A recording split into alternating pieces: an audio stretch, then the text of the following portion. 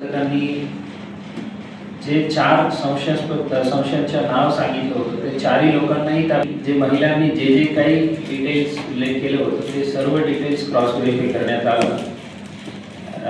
त्यात अशा सामूहिक बलात्काराच्या घटना काही घडलं नाही म्हणून फक्त एवढं नव्हे, समोर वॉकिंग करताना दिसत होतं आणि 8:56ला ते प्रियकर आरोपी मध्ये हे निष्पन्न होत आहेत. हे जे संबंधित महिला आणि आरोपी जे आहेत समीर शेख त्यांच्या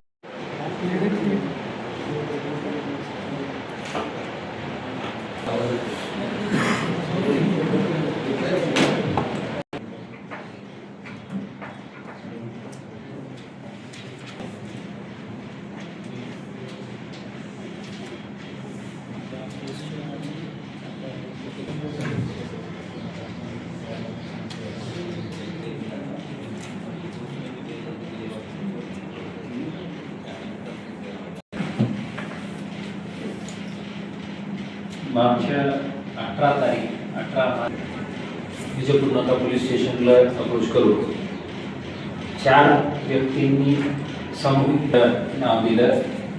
या महिलाच्या दुसरी धर्माच्या वैयक्तिक लक्ष घालून चौकशी निष्पन्न करून सदरच्या महिला आणि तिच्या प्रियकरावर विजयपूर नाका महिला आरोपी आणि आरोपी क्रमांक 2 जे प्रियकर जे आहेत ते एकमेकांना 2022 त्या केसला आणखी एक आरोपीच्या मध्ये टोटल 3 आरोपी होतो. त्यात एक आरोपीला अजूनही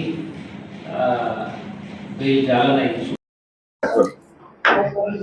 4 व्यक्तींनी सामूहिक बलात्कार केले म्हणून खोटा घटनाचा बनाव करून 18/3/2026 रोजी पोलीस स्टेशनला येऊन एक महिलांनी फिर्याद देण्याचा प्रयत्न केला होता. त्यात DCP zone Shri Kabade, DCP crime Shrimati Patil, PI Shri Gaikwad Varale, ACP Shri Pawar यांचे पूर्ण चमूने व्यवस्थित सखोल चौकशी करून हे जे कंप्लेंट जे आहे ते खोटे आहेत आणि 2023च्या एक आत्महत्येसाठी प्रवृत्ती केलेले गुन्हे जे आहेत त्या गुन्ह्याच्या फिर्यादी आणि 3 साक्षीदारांवर दबाव आणण्यासाठी हे खोटे घटनेचा बनाव करून आलेले असा निष्पन्न करून घेऊन